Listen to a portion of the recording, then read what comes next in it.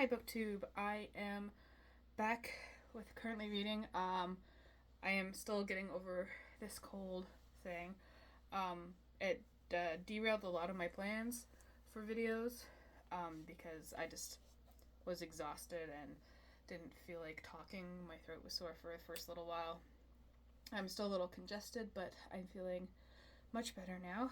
Um, so, yeah, going forward, I think um, I still have a lot of plans for BookTube, and there's still a lot I want to do, but I think I need to slow it with like pre-filmed videos and stuff like that, and just keep it with like currently readings and maybe like wrap up and TBRs and stuff like that. Just like easy stuff that I don't have to think too much about because um, I want to concentrate solely on reading in November, work, sleeping, and stuff to keep me alive and the bills paid, and then reading.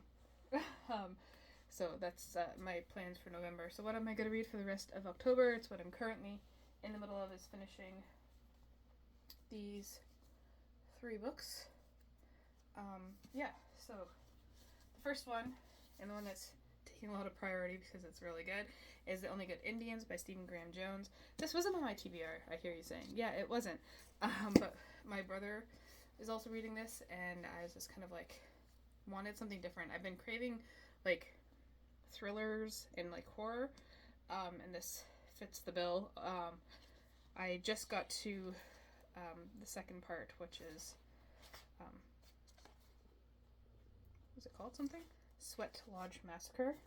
Um, oh God, I just after reading the first part, The House That Ran Red, I dreaded when the next chapter began with the introduction of a young girl. I was like, great, okay, like horrific things are gonna happen. Um, yeah, that's all I can say is just go into this book not knowing too much and just be prepared for like saying like what just happened. Did that really just happen? Yeah. So that's all I have to say about that. I'm really enjoying it. As you can notice, I also didn't have this, and that's again because I just want to get back to reading for pleasure. Um, and I find that the tabs, my cat's distracting me. Sorry, the tabbing can kind of take me out of that. So that's why I'm not tabbing right now. I might regret that, but and I'm reading. I finally actually started this one. It's been on so many TBRs, but I finally did start it. This is Fantasia, an Algerian Cavalcade by Asia Jabbar, and this is it's one of those books that doesn't have any description on the back, but it's about the history of Algeria combined with the story of these young women or young girls. I think they're still in the beginning here. Um, and I love the narrative, the way it's told, the way it's written. Um, so we'll get a chapter that explains the history, but it's almost kind of like fictionalized, in that like she's pinning thoughts and stuff into people's heads. The real history, and she does talk about like the real history and the real numbers, but then she's like, the person thought this and they did this and what were they thinking and kind of that kind of stuff. Like,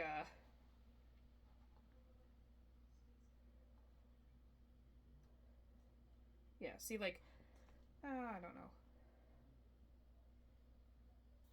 Where's something? I don't. I'm not gonna. I'm not gonna go too much into it, but yeah. Anyways, I'm still got a bit of brain fog from the cold. Yeah, and then she then converts over to.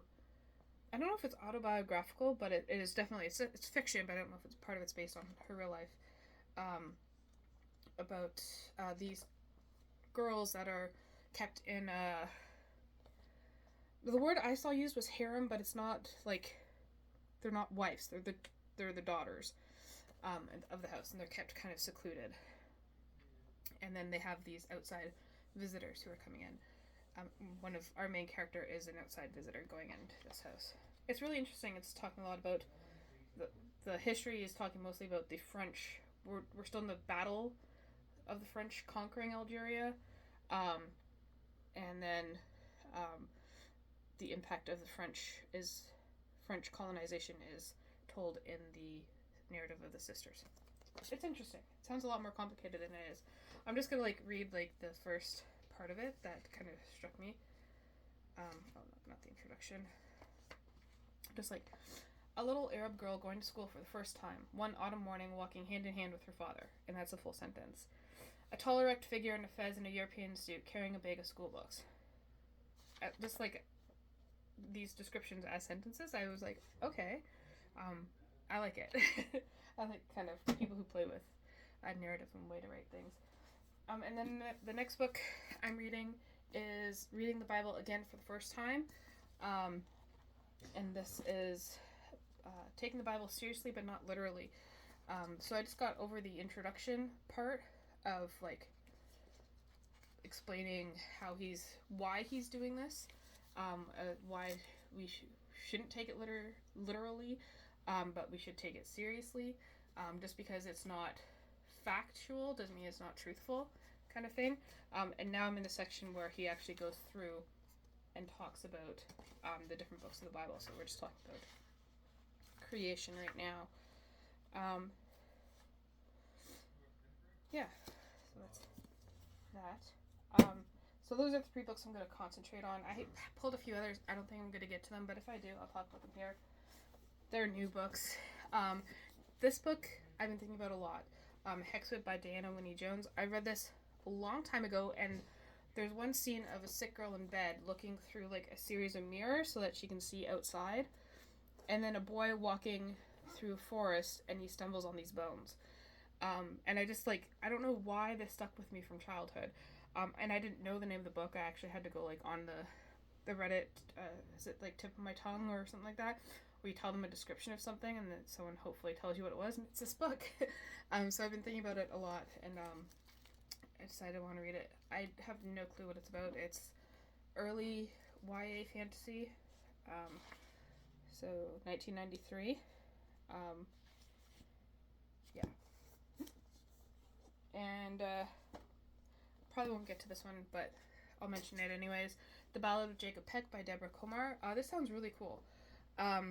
So The Ballad of Jacob Peck is an absorbing account of how isolation, duplicity, and religious mania drove a decent man to commit a heinous act.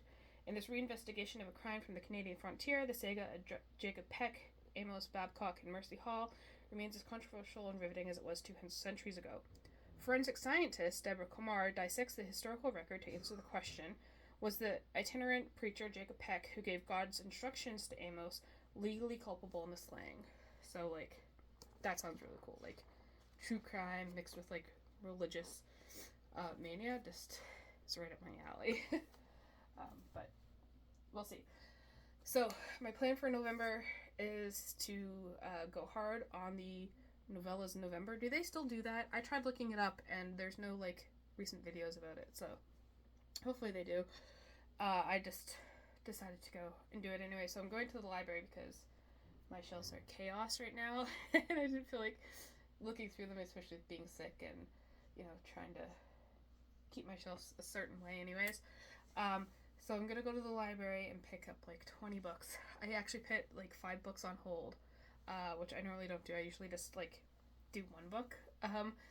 And the way holds work at our library, when I say holds, it means that it's more of an interlibrary loan, except just on the website you just click hold and it will send it to your local library. So I have 5 books coming in, hopefully soon. I think there's 1 or 2 where I'm a bit down on the waiting list because they're more popular, but I'll talk about those more in November. But anyways, with the sickness, I was supposed to go to this huge book sale in another city 2 hours away, and I couldn't do it. I wouldn't have been able to drive and be conscious and do the book sale and then be able to drive back home. It wasn't happening, and it's an annual book sale, and I felt bad for missing it, so I decided to go to Chapters and buy some new books. So this is the book haul, and some of these books are for these 3 are for the Novellas in November, and 1 is just because I felt like buying 4 books, so that's it. So yeah.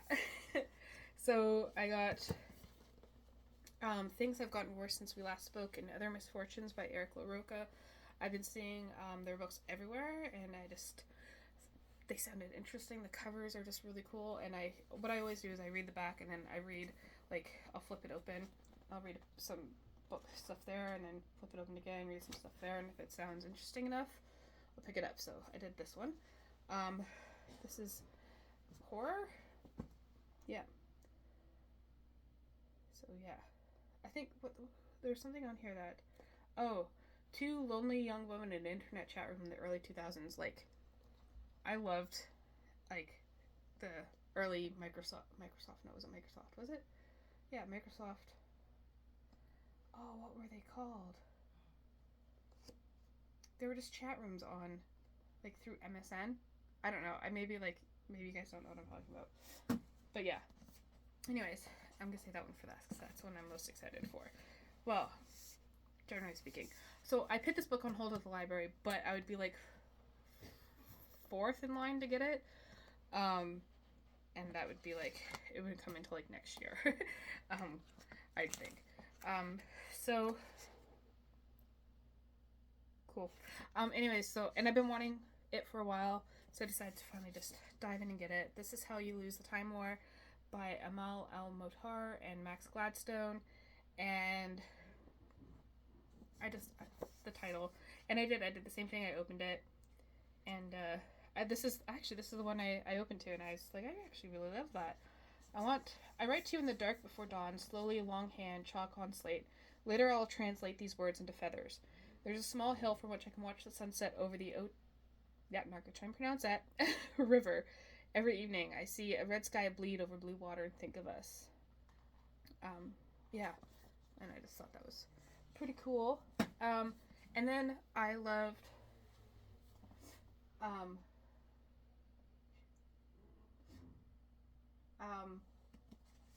my god, I'm just drawing a blank. I'm hoping they're written down in here.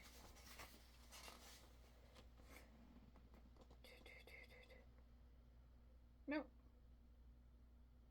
Okay. 1 second. I really enjoyed The Black Tides of Heaven, so I thought I'd pick this one up.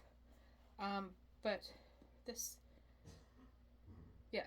So it's Joan of Arc type, maybe retelling, which is why I picked it up.